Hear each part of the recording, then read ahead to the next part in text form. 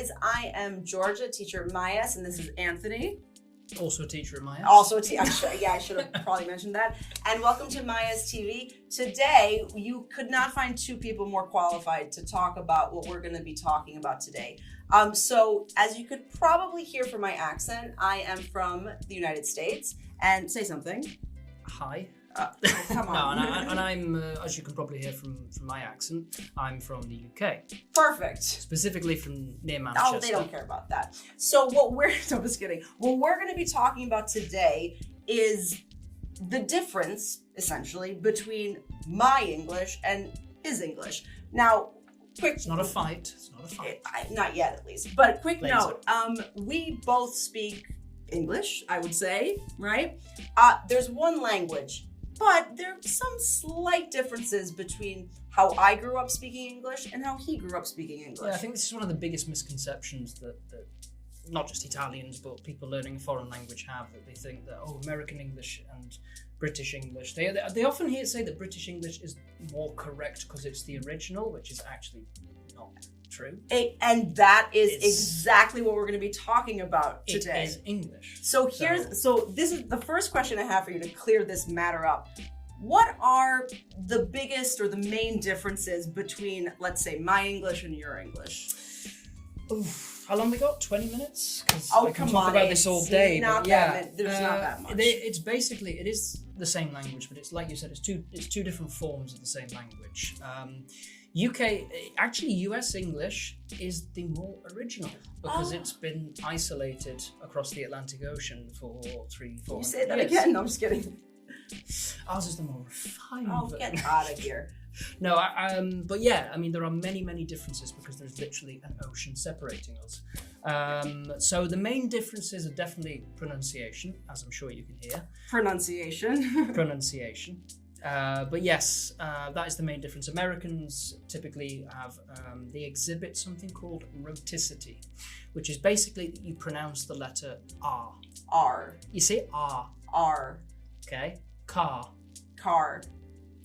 Okay, one more time. Car. Car. You see? So Georgia rolls the R's. It's rhotic. Yeah, car.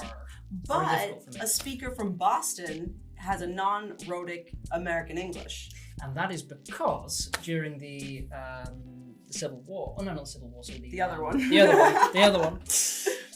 During in the 1700s, Boston was typically it was a British port. It was owned. The main city. It was the main city that was controlled by the Brits. So because of that, they adopted a lot of the British way of speaking. Yeah, like John F. Kennedy is a very good example of a non-rhotic American Boston, Massachusetts, New England accent. Or Peter Griffin. Peter Griffin is actually a better example. Yeah, definitely. But no, that's one difference. The other difference is just vocabulary.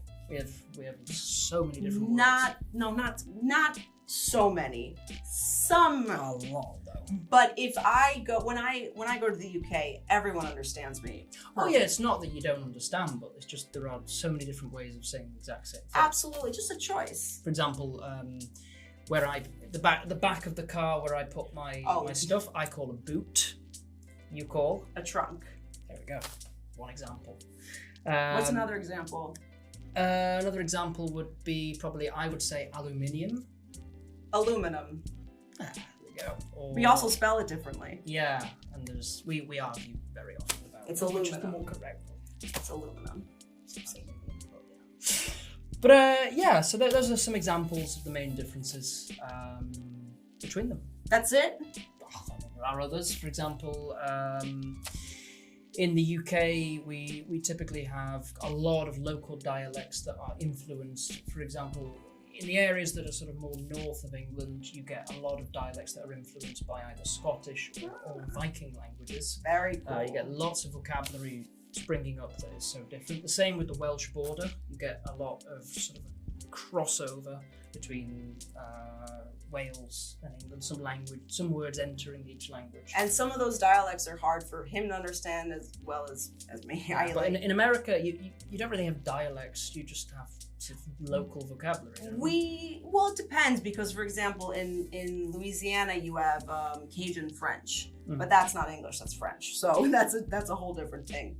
But I have another question for you. why or how or like how did this evolution happen? Like why did the languages change? It's actually really interesting, and I actually looked up the history specifically for this thank video. God, you're prepared. But it's kind of basically the core reason is what I said before. There's the Atlantic Ocean that is separating the two countries. It's a big ocean. And when you put a large body of water between two countries, you get a different evolution of the language. So yeah, like I said, American English is actually closer to the old British English. You hear that, guys? Yeah, because it's been isolated. So for example, pronunciation of Shakespeare is actually more similar to the American pronunciation.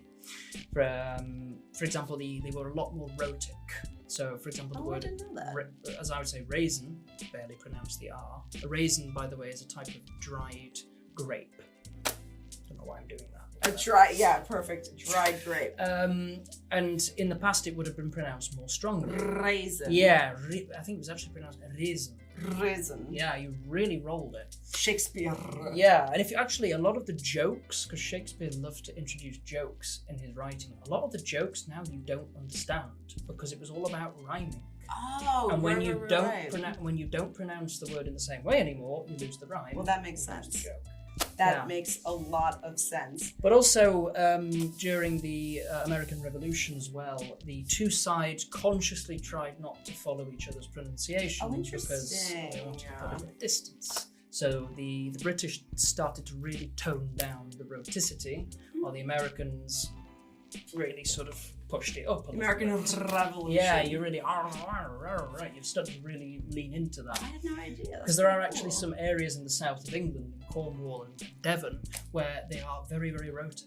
Right, or even I think in Scotland as well, they're more rhotic, no? Yeah, well, Scotland is very different in terms of pronunciation in general. We could do like a whole video on that. And I think we probably will do. Yeah. But yeah, rhoticity is this sort of divide was caused by the American Revolution. That's very cool. What would you say your favorite difference is? Like, because as someone that, for me, your English is, it's British, right? And it's not what I grew up speaking. It's not what I heard around me, except for the movies, things like that. And for you, Hollywood, you've heard my accent, similar accents. What's your favorite difference, or what's your favorite thing that I say, or, yeah? Oh, I'd say that Americans are a lot more expressive. You're very, friendly is the word. Maybe. But no, you're very sort of like, oh my God, that's awesome. You're very grounded. Very, very grounded. One of my favorite things is when British people do, and not like actors, but when like a normal British person does an American accent.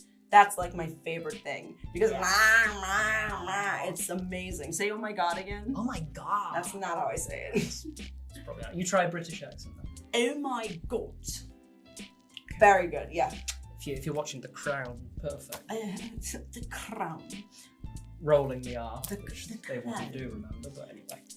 But yeah, in terms of vocabulary, car vocabulary, which we have done a separate video for. Yes, there's going to be a link in the caption to our car vocabulary because cars usually shut up. So usually the vocabulary, lift, elevator, yada yada, easy to understand. But when we get to like the car parts, every single word changes. I don't know. It's like the one thing where there's just nothing in common. Well, again, we sort of understand each other. It's very strange. With cars, not so much. Yeah, I guess because, for example, for me, I've already just talked about the boot, the trunk. What about the glass in front? That I would call the windscreen. Windshield.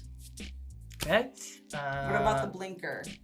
Indicator. That's a stupid blinker. Blinker. Blink. You're not doing it with your eyes. It blinks. What do you prefer, British spelling or American spelling? I don't really have a preference. Centre, theatre. I'm just kidding.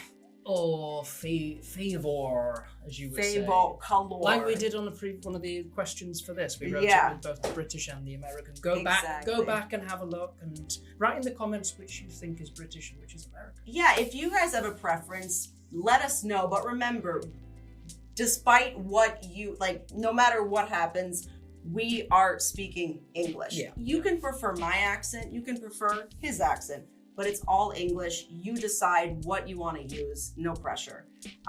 Thank you so much, Anthony, for explaining the difference to us. If you guys enjoyed this video, please like, subscribe, leave your favorite British word, American word, whatever in the comments, and we'll see you soon. See you soon. Bye, guys. Thanks, guys. Bye.